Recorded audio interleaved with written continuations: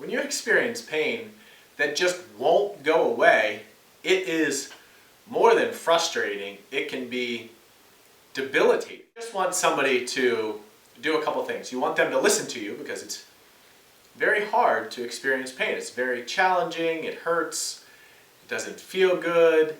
It can really intrude on the rest of your life if you're experiencing physical pain. And you want to tell somebody about it. You want to tell somebody about the struggles of what's happening. And then you want to tell them exactly where you're experiencing pain. And that's really important as well, right? Like you want somebody to know exactly where you're experiencing pain if you go to this person for help. Problem is, it's usually not the symptom that's going to be the solution.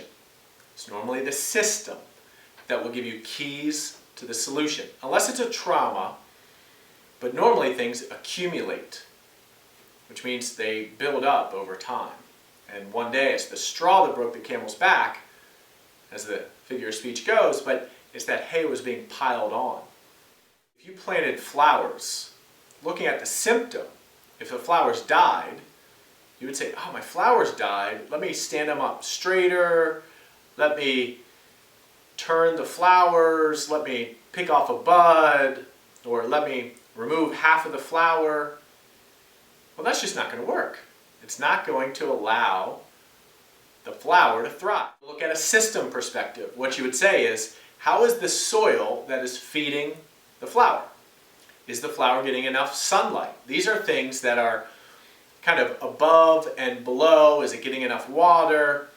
And it's going to nurture the natural nature of healing. And in my opinion, that is a part of the definition of working at the system level. So when I work with somebody at the system level, and we're working on a shoulder problem, or a back problem, or a knee problem, we're going to look above and below. How is the hip moving in relation to the knee? How is the foot and the ankle moving in relation to the knee? And when you start to organize that way, what you're thinking about is, what are you going to nurture that would naturally lead to healing or not lead to the symptom? What are the conditions of a healthy knee? It needs to bend. It needs to have good activation of the quad at a certain time in order to strengthen the muscles around the knee. You need to be able to push off of the foot and push off of the front part of the foot, so you need some use of your ankle. I really learned about this symptom versus system perspective in bodywork because when I started working and touching on someone's issue where the problem was, it really generally doesn't get a lot better. It gets sometimes it gets better. But when you work at the system level, a little bit above, a little bit below, then you start to get what's called more motor units fired. These muscles start to work as a team and they're more aligned and they're more efficient. So when the problem is the symptom and it just won't go away, don't just look linearly right at the problem. Start to look laterally, above, below. What do I need to nurture in order for this to be healed? If somebody is dealing with chronic stress and they're just really worn out, or they feel like their personal time is being infiltrated by their thoughts about work, I will suggest meditation. And they say, look, I can't sit there quietly because my mind is always going. So I will recommend very specific meditations for that person. Different forms of active meditation that I picked up over the years. Different forms of other sorts of meditation. The idea is that the meditation becomes all-consuming.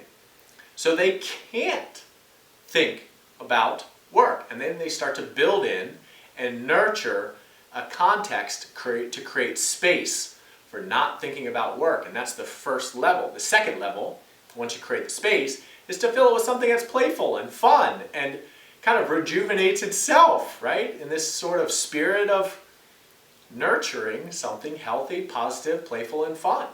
So, if you're dealing with a chronic problem, chances are it has some level of accumulating over time. So, healing is also going to take time, but it's only going to heal if you start working at the system level. Seeing somebody once a week is not going to heal your issue. You need to be doing something daily, weekly, monthly. You need to have certain milestones. Where should I be when? Next, where should I be when? Where should I be when? In order to take responsibility, ownership, and power for your mission to health. I will be stronger in 1 month because I'm doing these exercises. And when you do that, you organize your energy, and you nurture the actions that are going to lead to a positive outcome. You cannot heal a knee if you don't work on the hip, and if you're not doing your hip exercises, it's not going to lead to a stronger knee.